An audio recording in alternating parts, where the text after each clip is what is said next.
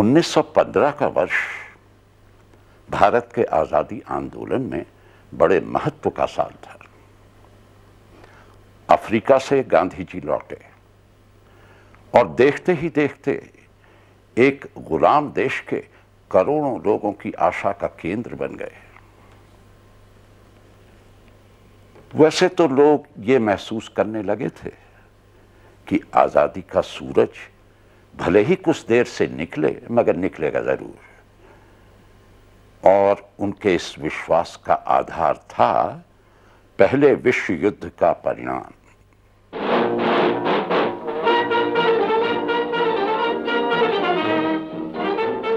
वास्तव में इस युद्ध ने भारतीय स्वतंत्रता आंदोलन को संजीवनी दी।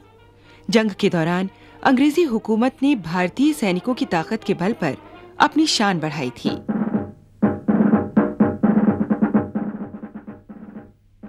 इस वजह से युद्ध के बाद देश का हर नागरिक ये समझ रहा था कि बदले में भारत को पूरी आजादी चाहे ना मिले, पर गुलामी की जंजीरों को तोड़ने का एक मौका जरूर मिला है।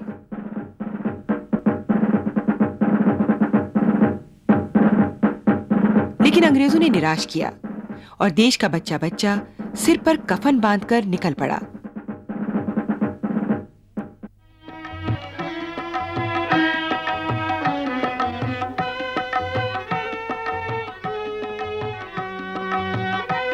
ऐसे माहौल में 46 साल के गांधी को हिंदुस्तान के लोगों ने यूं ही नहीं सर पर बिठा दिया था। दक्षिण अफ्रीका में उन्होंने जो काम किया था उसकी गूंज सारे देश में फैल चुकी थी। तब आजादी के आंदोलन की अगुवाई कर रहे नेताओं में से एक गोपाल कृष्ण गोखले ने गांधी जी से कहा कि वे इस देश को अच्छी तरह समझ लें और फिर आंदोलन में सहयोग करें। गांधी ने गोखले की नसीहत गीता की तरह मानी और उन्हें अपना राजनीतिक गुरु स्वीकार किया। देखते ही देखते 4 साल में गांधी जी ने कोसों जमीन अपने कदमों से नाप ली।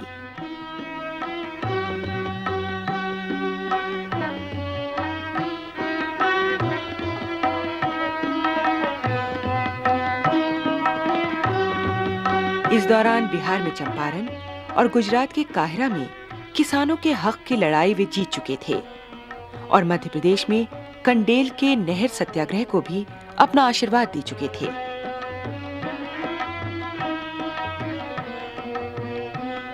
लेकिन गांधी की मध्य प्रदेश यात्राओं का सिलसिला तो 1918 से ही शुरू हो चुका था। गांधी जी 10 बार मध्य प्रदेश आए। वे जिन शहरों में गए और वहां जो मुद्दे उठाए, उनसे लोगों ने आजादी की हवा में सांस लेने का सपना देखा। उन्होंने कहा, मुझे संदेह नहीं कि ब्रितानी सरकार एक शक्तिशाली सरकार है, लेकिन मुझे इसमें भी संदेह नहीं है कि सत्याग्रह सर्वोच्च दवा है। वो 29 मार्च की तारीख थी। इंदौर के रेलवे स्टेशन पर हजारों लोग बेसब्री से इंतजार कर रहे थे महात्मा गांधी का। ट्रेन आई पर बापू नजर नहीं आए। लोग उदास हो गए, लेकिन उदासी की परछाई बड़ी होती इससे पहले ही तीसरे दर्जे के एक डब्बे से निकलकर महात्मा गांधी ने सबको चौंका दिया। स्टेशन महात्मा गांधी की जयकार से गूंज उठा। इंदौर की सड़कों पर गांधी जी का शानदार जुलूस निकला। रखने की जगह नहीं थी प्लेटफॉर्म पर। महात्मा गांधी की जय से आसमान गूंज रहा था।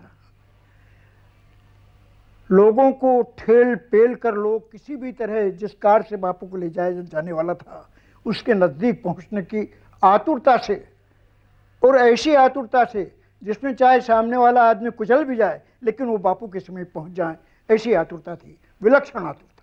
सेठ से लगाकर गरीब तक सभी लोगों के अंदर एक आज़ादी का, बापू के दर्शन करने का, बापू के रचनात्मक काम के प्रति एक स्वाभाविक जोश था और एक वातावरण बना था कि बापू यहाँ पर आते हैं तो आने के बाद इस नगर के अंदर भी एक क्रांति का सूत्रपात होगा। वो इंदौर में 2 बार आए।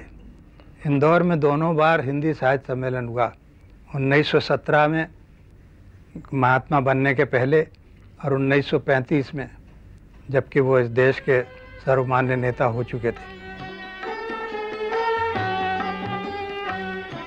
उन्होंने हिंदी साहित्य सम्मेलन के 8वें अधिवेशन की अध्यक्षता की। सम्मेलन में उन्होंने कहा, एक लंबे अरसे से हम अंग्रेजी के मोह में फंसे हैं। हमें ऐसा उद्यम करना चाहिए कि एक वर्ष में राजकीय सभाओं में, प्रांतीय भाषाओं में और अन्य सभा सम्मेलनों में अंग्रेजी का एक शब्द भी सुनाई न पड़े। त्रासदी यह है कि गांधी जी सरल हिंदी चाहते थे, हिंदुस्तानी कहना चाहते थे उसको, वो हम लोगों ने नहीं माना। मुझ पर तो उनका बड़ा आग्रह था कि मैं उर्दू पढ़ूं और हिंदुस्तानी का काम करूं, तो हमने जो सरल भाषा की तरफ जो ध्यान नहीं दिया वो आज भी हमको अखरता है, क्योंकि हम हिंदी को क्लिष्ट बना रहे हैं। कि इंदौर से बापू ने एक दिशा दी थी सारे देश को एक भाषा के सूत्र में बांधने की। आज़ादी के इन 50 वर्षों के बाद भी देश उस दिशा पथ की ओर आगे नहीं बढ़ सका है। हमारे लिए, हमारे देश के लिए, हमारे देश की जनता के लिए मेरा ख्याल है कि इससे बड़ी दुर्भाग्य कोई दूसरी बात नहीं हो सकती। गांधी जी हालांकि खुद भी अच्छी हिंदी नहीं जानते थे, लेकिन वे महसूस करते थे कि आजादी और उसके बाद देश को एक बनाए रखने के लिए हिंदी को राष्ट्रभाषा का दर्जा देना बेहद जरूरी है। इसलिए सम्मेलन में इस बारे में एक प्रस्ताव भी पारित किया गया। इसमें गांधी जी ने कहा, हिंदुस्तान को अगर सचमुच एक राष्ट्र बनाना है तो चाहे कोई माने या न माने, राष्ट्रभाषा तो हिंदी ही बन सकती है, क्योंकि जो स्थान हिंदी को प्राप्त है वो किसी दूसरी भाषा को नहीं मिल सकता। और यह जब घोषणा उन्होंने की तो उस वक्त सारे साउथ के लोग भी मौजूद थे, और साउथ के लोगों में भी आपको यह सभी लोगों को स्मरण है कि राजगोपालाचार्य श्री के व्यक्ति ने भी बापू को यह वचन दिया था, यह वादा दिया था कि हम हिंदी साहित्य का, हिंदी का प्रचार साउथ के अंदर भी करेंगे। गांधी जी कहते, देखिए मैं किसी भाषा का विरोधी नहीं हूँ, मैं ऐसा नहीं मानता कि दूसरी भाषाओं को नहीं पढ़ा जाए, नहीं जाना जाए, ऐसा नहीं है, किंतु अपनी मातृभाषा का सम्मान जो नहीं करेगा वो देश का सम्मान नहीं कर सकेगा। 1918 में इंदौर यात्रा के बाद महात्मा गांधी धीरे धीरे स्वतंत्रता आंदोलन के केंद्र बिंदु बन गए। 1919 में उन्होंने असहयोग आंदोलन का ऐलान किया।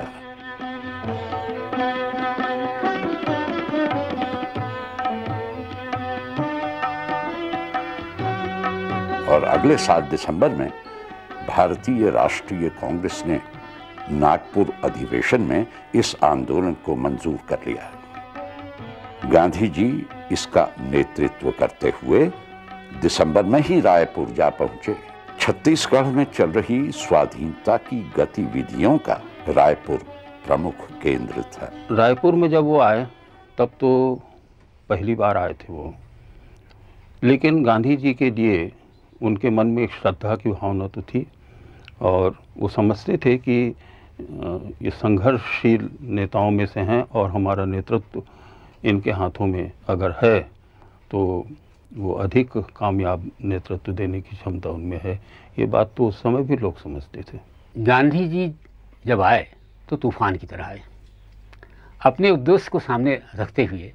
तो हम जिस तरीके से देखते हैं कि गांधी जी के आते ही 1920 में किसान आंदोलन पूरी तरीके से सफल हो गया। पंडित सुंदरलाल शर्मा उस समय के नेता थे, उसको भेजा गया था कि गांधी जी को आप आमंत्रित करके लाएं, क्योंकि हमारा आंदोलन जो है पता नहीं इसमें शिथिलता आ जाएगी या अंग्रेज हमारे से झुकेंगे कि नहीं झुकेंगे, मगर उसमें पूरी तरीके से सफलता आई। रायपुर में आज के गांधी चौक में उनका भाषण हुआ। सभा में गांधी जी ने लोगों को असहयोग आंदोलन का अर्थ समझाया। हमारी इज्जत के लिए, हमारे रहने के लिए, रोटी खाने के लिए, पानी पीने के लिए, जमीन के लिए वो तो हमें चाहिए, और हमारे लड़कों को तालीम चाहिए। इन चीजों के लिए उनका लड़ने का हक है, और उन्होंने तो लड़ लिया, वो जानते हैं कि कैसे लड़ना चाहिए। इसलिए मैं तो उनको ये पैगाम दूंगा कि आप कभी हारने की तो बात ही नहीं है, और वहाँ मरने की बात नहीं, करना या तो मरना, सिवाय कोई चारा आज दुनिया में अपनी इज्जत रखने का नहीं। अगर करना नहीं तो मरना, उसमें कोई बेहाल की तो बात ही नहीं। ऐसा सीधा धर्म है, वो धर्म में तो साउथ अफ्रीका के लोगों को बताता हूँ, और आपको भी वही बता सकता हूँ, दूसरा मेरे पास नहीं है।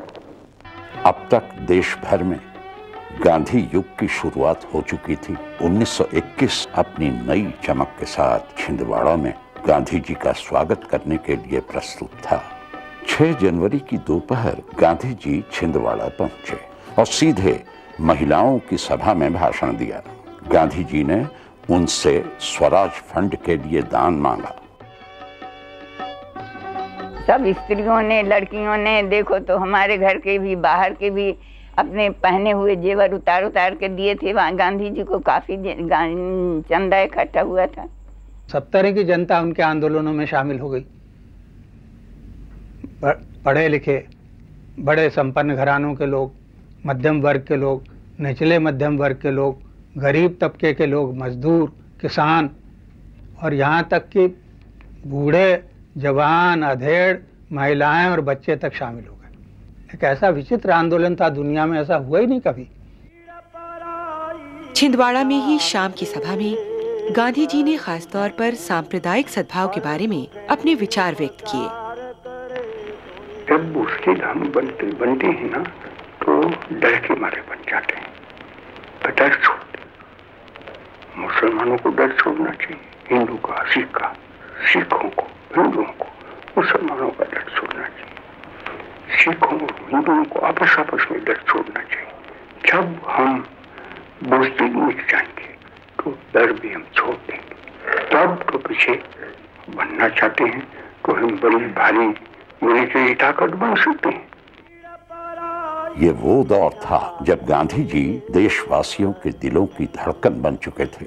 उनकी अपील पर 15 साल से अधिक उम्र वाले नौजवानों ने पढ़ाई छोड़ दी। सरकारी नौकरियों से इस्तीफों का सिलसिला शुरू हो गया। सार्वजनिक स्थानों पर विदेशी वस्तुओं की होली रोजमर्रा का हिस्सा बन चुकी थी। सबसे बड़ी बात तो ये थी कि स्वराज के लिए फंड इकट्ठा करने की जो शुरुआत छिंदवाड़ा से हुई थी, वो 6 महीने में ही 1 करोड़ तक जा पहुंची थी। इन्हीं दिनों जवाहरलाल नेहरू भी आजादी के आंदोलन में कूद पड़े और गांधी जी के सम्मोहन का शिकार हो गए थे। ऐसा मालूम होता था कि गांधी जी ने अपनी जादू की लकड़ी से हमारे देश का नक्शा ही बदल दिया है। कोई ऐसा मूर्ख तो नहीं था जो समझता हो कि हमने अंग्रेजों पर आखिरी विजय पाली है। गांधी जी की बढ़ती लोकप्रियता ने अंग्रेजों को चिंता में डाल दिया। सभाओं और जुलूसों पर बंदिश लगा दी गई। देश भर की जेलें ठसाठस भर गईं। आलम यह था कि 1921 के आखिर तक सभी चोटी के नेता सीखचों के भीतर थे।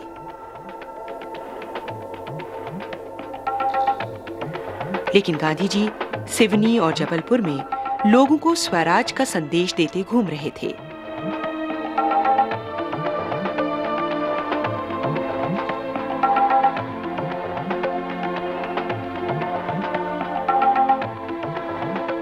मार्च 1921 में जबलपुर यात्रा के दौरान उनका ऐतिहासिक भाषण हुआ और इसी साल वे खंडवा जा पहुंचे।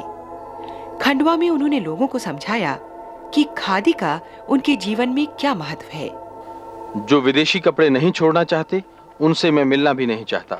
जब तक खादी शरीफों की पोशाक नहीं बना दी जाती, तब तक स्वराज नहीं मिलेगा।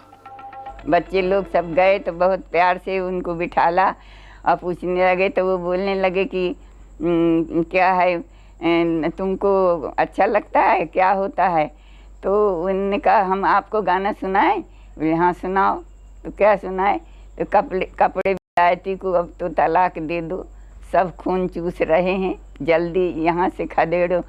तो गांधी जी बहुत हंसे और गोदी में उठा लिया, खूब प्यार किया बच्चे को और कहने लगे वाह वाह ठीक है, आगे तुम लोग भविष्य में बहुत आगे बढ़ोगे। ऐसा करके शांत हो गए।